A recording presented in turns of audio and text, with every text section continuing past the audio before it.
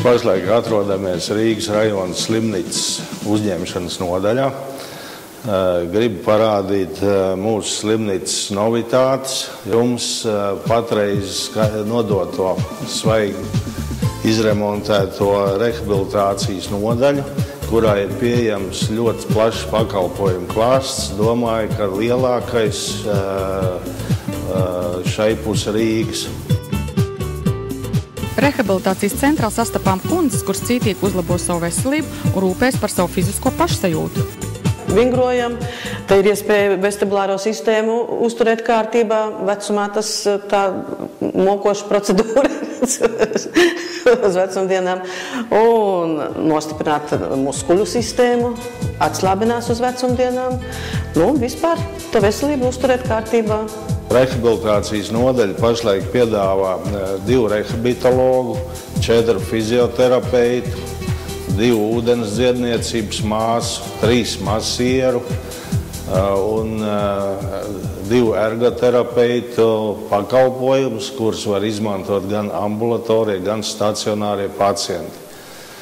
Ir ļoti attīstīta ūdens dziedniecība, esam izbūvējuši ļoti labu vingrojamo baseinu, un viņā darbojas arī Latvijā pirmie zemūdens trenažieri, kurus ļoti iecienījuši insulta pacienti, kuriem ir sekas ar paralīzēm un ir jāiestrādā kustības.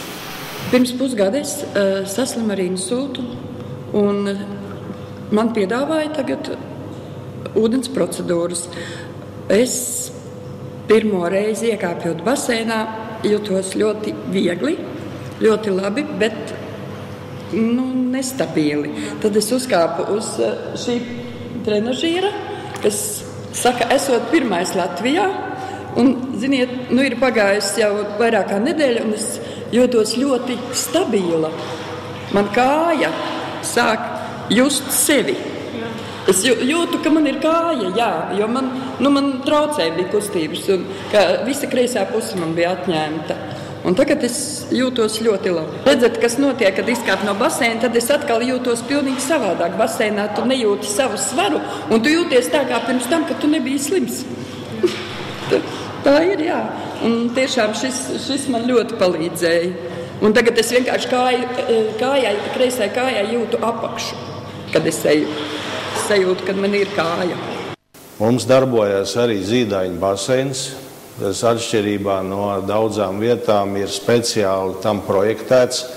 Un abos baseinos tiek pielietots bezchloru tehnoloģijas, tā ka nav jābaidās par to, ka varētu kādam pacientam no šīs peldes piemēsties alerģija.